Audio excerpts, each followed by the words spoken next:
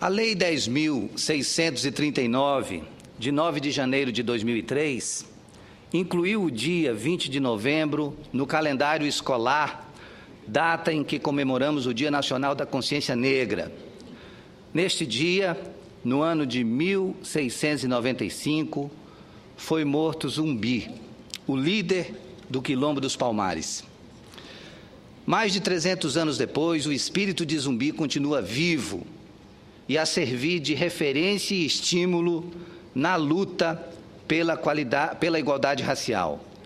E como o Quilombo dos Palmares, que existiu por quase 100 anos, reunia principalmente, mas não apenas negro, como também brancos, pobres, índios e mestiços extorquidos pelo colonizador, a data insere a questão racial no contexto dos excluídos, de todos os excluídos ao longo da história, da formação histórica do nosso país. E o Brasil vive hoje, mais do que nunca, em toda a sua história, um período marcado pela busca obsessiva, como disse recentemente a nossa presidenta Dilma, da superação das diferenças sociais de seu povo, criando oportunidades para que um número cada vez maior de brasileiros possa ter uma vida digna. A luta de Zumbi contra a exploração dos negros no período colonial evoluiu, ao longo desses mais de 3 séculos, para a luta pelo estabelecimento de políticas públicas de ação afirmativa, democratizando direitos e possibilitando acesso cada vez mais ampliado aos bens e serviços públicos. Hoje, no Brasil, temos políticas de ação afirmativa no Ministério da Saúde, no Ministério da Educação, no Ministério da Cultura, na Secretaria Especial de Promoção e Política da Igualdade Racial e no Ministério do Meio Ambiente. Até pelas discussões que temos motivado, às vezes bastante apaixonadas, de um lado e de outro, a política de cotas nas universidades é o melhor exemplo dessas ações que tratam de reservar vagas para negros, índios, deficientes e estudantes de escolas públicas em universidades, concursos e no mercado de trabalho. O programa Universidade para Todos, ProUni, que concede bolsas de estudo de forma integral e parcial em instituições de ensino superior para estudantes com renda familiar de até 3 salários mínimos, é a vitrine mais vistosa e bem-sucedida nesse esforço de desenvolvimento de políticas públicas no campo das ações afirmativas.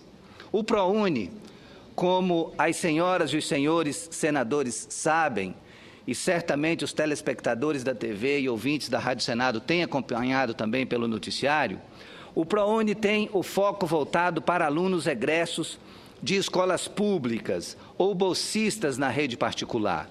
Os candidatos são avaliados pela sua condição social e pelas notas obtidas no Exame Nacional de Ensino Médio, o Enem. E o ProUni reserva vagas para quilombolas, negros e indígenas, desde que atendam aos mesmos critérios dos demais candidatos. Programas como este vêm corrigir distorções marcadamente discriminatórias, que serviram e ainda servem para impedir que grande parte da população brasileira, principalmente os negros e pobres, gozem de cidadania plena. Embora a nossa Constituição assegure a igualdade entre os brasileiros, ainda são muitos os obstáculos para que todos tenham acesso igualitário aos mesmos direitos e oportunidade. E esta realidade é tão mais verdadeira para a população negra, secularmente preterida na ocupação de espaços e oportunidades de direitos no Brasil. A vigência de programas de ações afirmativas, como o de sistema de cotas, não deve ser vista de forma estreita, como uma maneira de compensação para os indivíduos isoladamente, nem mesmo para suas famílias apenas. Na verdade, o maior beneficiário é o país, que passa a contar com mais profissionais qualificados e comprometidos com as mudanças das quais o país tanto precisa para realizar suas perspectivas de desenvolvimento econômico e social. E a julgar pelo desempenho dos beneficiados pelo programa, o país terá muito a ganhar.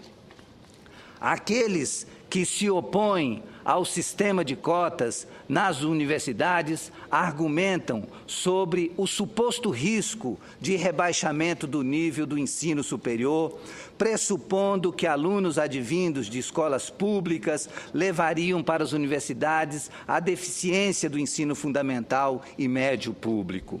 A realidade está cuidando de desmentir esses temores, quase sempre fundados no velho preconceito.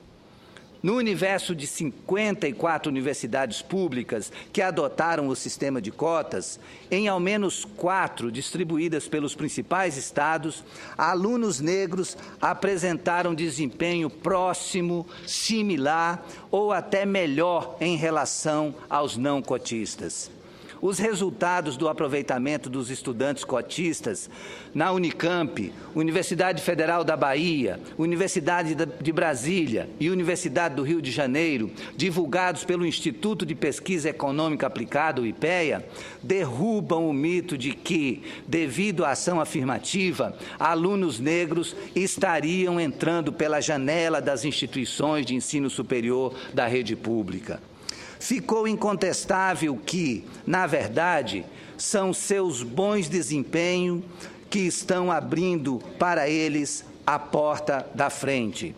Em 2003, o primeiro levantamento realizado pela Universidade Estadual do Rio de Janeiro indicou que 43% dos cotistas foram aprovados em todas as disciplinas no primeiro semestre do ano, contra 47% dos estudantes que ingressaram pelo sistema regular. Já em 2010, a universidade divulgou um novo estudo, constatando que, desde que tinham sido instituídas as cotas, o índice de reprovação e a taxa de evasão totais permaneceram menores entre os beneficiários de políticas afirmativas. Já a Unicamp, ao avaliar o desempenho dos alunos no ano de 2005, constatou que a média dos cotistas foi melhor que a dos demais colegas em 31 dos 56 cursos. A mesma comparação feita um ano depois mostrou que a vantagem tinha aumentado.